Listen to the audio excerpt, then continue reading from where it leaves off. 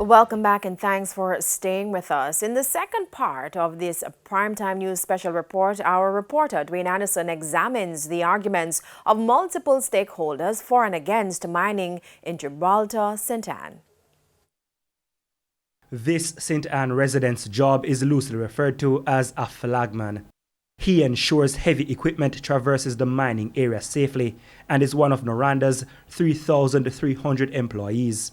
The company also pumps over $85 million into the Jamaican economy yearly, pledging to maintain those numbers. But to do that, the mining operations must be sustained. However, Noranda has exhausted most of its mining reserves and now needs new lands to mine. The company has applied for a mining permit known as the Special Mining Lease 173, but not all are in favor.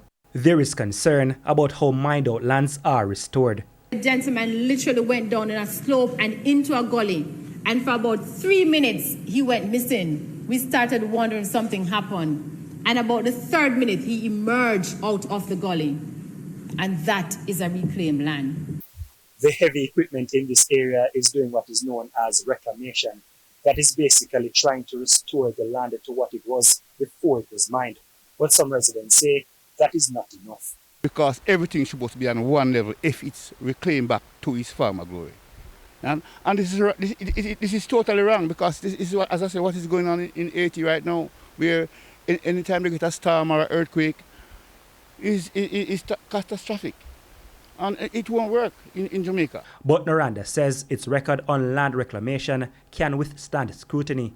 Our reclamation and rehabilitation process begins and involves reshaping of the pits, topsoiling, rehabilitation, and certification by the government's regulatory agencies.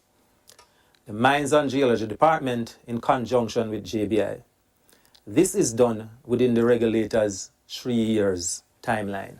After hearing the concerns, the company has adjusted its application to ensure that no forest lands, important farmlands, or water resources are impacted. Those changes are covered under the revised Special Mining Lease SML 173. Under the revised proposal, the company wants to mine for 25 years, and instead of the initial 8,000 hectares of land, it would operate on 6,000 hectares. Only 18% of that 6,000 hectares would be mined. As part of the application process, Noranda was mandated to have 2 public meetings with stakeholders to address concerns. The second meeting was held recently, after which the Jamaica Environment Trust said it is not satisfied with the proposed adjustments. The EIA states that there will be a clawback area of about 2,000 hectares, and there will be no mining in this clawback area. I think about 1,000 of that is forested areas. The thing is that we're never supposed to mine in the forested areas in the first place. So if you leave whatever is left behind, the clawback area is probably just about 900 or so hectares. So there's no real concession. But Noranda's leadership is pushing ahead, as the mining permit could determine the company's very existence. Without SML 173, our operations after 54 years will have to grind to a halt. The National Environment and Planning Agency, NEPA, is the local regulator. The agency could not say much about Noranda's application. No final decision has yet been made on the applications submitted. But sooner or later, the authorities will have to make a decision.